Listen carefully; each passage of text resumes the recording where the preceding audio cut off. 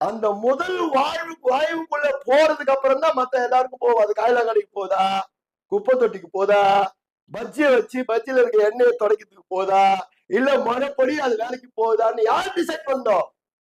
அந்த post box postman, அந்த தபால் செக்ஷன்ல இருக்க அந்த தபாலி தான் அதை பண்ணணும்.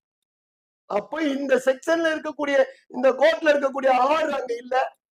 இந்த செட்டில்மெண்ட் 74 இருக்க செட்டில்மெண்ட் உங்ககிட்ட இருந்திருந்தா, உன்னுடைய அலுவலகத்துல வரவலகத்துல இருந்திருந்தா, நான் ஆர்டிஐ தகவல் உரிமை சட்டத்துல கேட்கும் போது இந்த சொத்து யாருடைய கண்காணிப்புல இருக்குன்னு கேட்கும் போது, இந்த சொத்துடைய நிலவரம் எப்படி இருக்குன்னு கேட்கும் போது, ஏரி சாரின் பதிவின்படி ஏரி உள்வாயில் சர்க்கார் புறம்போக்குன்னு சொன்னது யார்?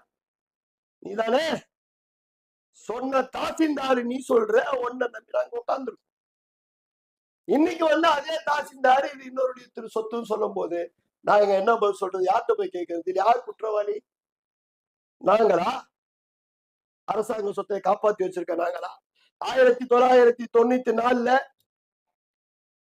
இந்த பாரத் ராஜீவ்காந்தி குடியிருக்கும் பொதுமக்களுக்கு பட்டா வழங்குவதற்கு ஒரு ஆர்டர் போட்டு, ஒரு நம்பரை போட்டு, ஒரு ஜிஓ போட்டு பாஸ் பண்ணி, நீங்க ஒழுங்கா உங்க தபால் செக்ஷனை வச்சு நீங்க வேலை பார்த்துருந்தீங்கன்னா அந்த செக்ஷன்ல அந்த நோட்டீஸ் உங்களுக்கு தானே வந்திருக்கு. ஏன் அந்த நோட்டீஸை நீங்க ஃபாலோ பண்ணல? யாருடைய குற்றம்? நீங்க செஞ்ச தப்புக்கு நான் இங்க இருக்க மக்கள் பாதிக்கப்படுதுமா?